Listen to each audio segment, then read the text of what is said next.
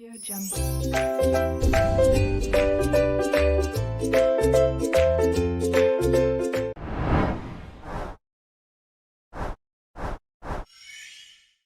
Assalamualaikum warahmatullahi wabarakatuh. Hai, halo semuanya. Perkenalkan, saya Atika Diaisnai Putri dengan NIM 2280190037, mahasiswi Pendidikan Fisika di Universitas Sultan Ageng Tirtayasa. Video ini dibuat untuk memenuhi tugas mata kuliah pemodelan geofisika dengan dosen pengampu yaitu Bapak Asep Saifullah, SPD MSI, dan juga untuk belajar bersama-sama. Kira-kira video ini kita akan membahas tentang apa ya? Seperti yang sudah tertera di judul video kita, akan membahas tentang sungai bawah tanah. Tapi sebelum itu, coba perhatikan gambar-gambar berikut ini. Yaps, semuanya itu merupakan sungai bawah tanah. Kira-kira ada yang pernah mengunjungi tempat tersebut? Atau bahkan belum pernah sama sekali? Oke, nggak apa-apa kalau belum pernah ke sana. Tapi kalian penasaran nggak sih tentang sungai bawah tanah itu apa?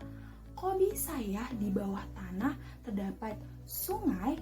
Nah, terus apakah di Indonesia sudah banyak sungai di bawah tanah? Nah, kita akan membahas itu semua dalam video ini. Jadi, simak video ini sampai habis dan kita sama-sama belajar. Let's go! Oke, kita akan tahu nih bersama-sama apa sih itu sungai bawah tanah. Jadi, sungai bawah tanah merupakan sungai yang mengalir sebagian atau seluruhnya di bawah tanah. Dengan kata lain, permukaan air dan tepi sungainya itu tidak terekspos oleh cahaya matahari. Nah, sungai bawah tanah tidak sama dengan air tanah ataupun akuifer, di mana air sungai bawah tanah mengalir, namun tidak seperti sungai pada umumnya, melainkan mengalir melalui retakan kecil berbatuan dan pori-pori tanah. Nah, apakah ada yang menghuni sungai bawah tanah? Jawabannya ada. Nah, sungai bawah tanah dapat dihuni oleh berbagai jenis makhluk hidup.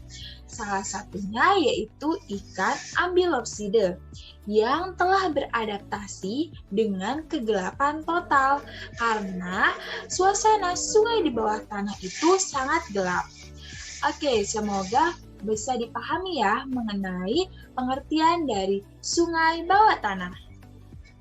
Nah, sekarang kok bisa sih terbentuk sungai di bawah tanah? Kita harus melihat ke atas langit. Nah, ketika uap air berkumpul di langit dan membentuk awan, uap air tersebut akan mengikat berbagai macam partikel yang ada di udara. Salah satunya adalah karbon dioksida. Karbon dioksida akan membuat kandungan uap air yang awalnya netral menjadi sedikit asam. Akibatnya, hujan yang dihasilkan juga akan bersifat asam. Nah, ketika hujan itu bersifat asam, jatuh ke permukaan dan jatuhnya di dataran yang didominasi oleh batuan kapur, maka air hujan itu dapat mengikis lapisan batuan kapur tersebut. Nah, kalau pada struktur batuan kapur itu ada banyak, maka air hujan juga akan mengalir melalui suatu larutan tersebut. Efeknya, lama-kelamaan air hujan dapat membuat rongga di dalam lapisan kapur. Nah, rongga-rongga tersebutlah yang kita kenal sebagai gua. Dalam jangka waktu ratusan hingga ribuan tahun, ketika terisi dengan air hujan yang turun ke permukaan secara terus-menerus, itu efeknya akan mengubah ukuran gua lama-kelamaan semakin bertambah karena batuan kapurnya akan selalu terkikis oleh air hujan. Akhirnya, area gua itu semakin memanjang dan membentuk sebuah sungai bawah tanah. Jadi seperti itu ya, terbentuknya sungai bawah tanah. Oke, sekarang kan udah tahu nih, apa sih sungai bawah tanah itu dan gimana sih cara terbentuknya sungai bawah tanah? Nah, sekarang kita beralih ke topik di mana sih kita bisa menemukan sungai bawah tanah di Indonesia. Mari kita bahas bersama-sama. Oke, yang pertama adalah Sungai Gunung Pindul. Sungai ini terdapat di Gua Pindul yang berlokasi di Yogyakarta, tepatnya di Kabupaten Gunung Kidul. Di sana terdapat 7 gua yang dialiri oleh sungai sepanjang 300 meter dengan lebar 5 meter.